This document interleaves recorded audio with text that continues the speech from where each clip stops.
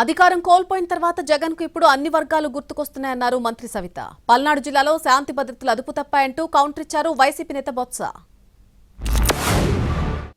ఇది వారిద్దరి మధ్య పల్నాడులో జరిగిన వారిద్దరి మధ్య జరిగిన ఇష్యూ మీద దీన్ని కూడా కూటమి ప్రభుత్వమే చేయించింది. పల్నాడు జిల్లాలో గత 5 సంవత్సరాలు అంటే జగన్మోహన్ రెడ్డి గారు ముఖ్యమంత్రిగా ఉన్నప్పుడు పల్నాడు జిల్లాలో ఏ విధంగా హత్యలు జరిగాయి, ఏ విధంగా దౌర్జన్యాలు జరిగాయి, ఏ విధంగా దోచుకున్నారో ప్రజలందరికీ తెలుసు. పల్నాడు జిల్లాలో ప్రతి ఒక్కరికి తెలుసు. మరి జగన్మోహన్ రెడ్డి గారు మాట్లాడడం ఏంటి? మొన్నటి రోజున పరామర్శించడానికి వెళ్ళినప్పుడు వాళ్ళ దళిత కార్యకర్త చనిపోతే కూడా జగన్మోహన్ రెడ్డి గారు పరామర్శించలేదు. జగన్మోహన్ రెడ్డి దాని గురించి మాట్లాడు.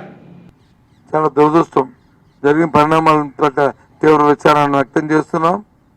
ఈ శాంతి భద్రత పట్ల జరిగిన పల్నాడులో జరుగుతున్న సంఘటన పూర్తిగా కూడా ఖండిస్తున్నాం.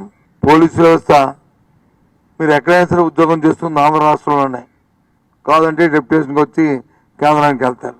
కానీ చట్టాన్ని మాత్రం దెబ్బదాటికండి. ఎక్కడైనా పోలీస్ స్టేషన్లో మీకు ఉద్యోగం ఉండదు తప్ప పోస్ట్ ఆఫీస్లో మీకు ఉద్యోగం ఉండదు.